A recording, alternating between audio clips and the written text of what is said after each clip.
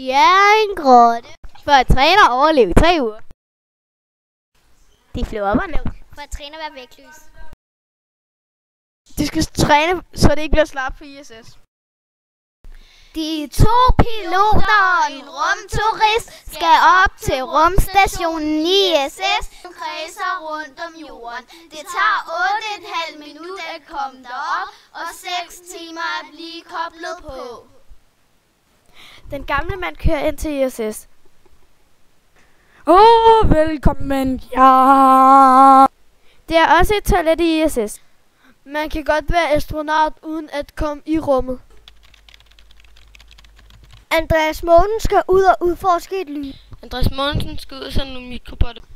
Mikrobotten lavet på Aarhus Universitet. Andreas Mogensen skal forske videre ned på jorden. Andreas Mogensen og hans rumvenner er på vej ned til jorden. De flyver ind i landet på jorden. Nu lander de. De er helt slappe i kroppen.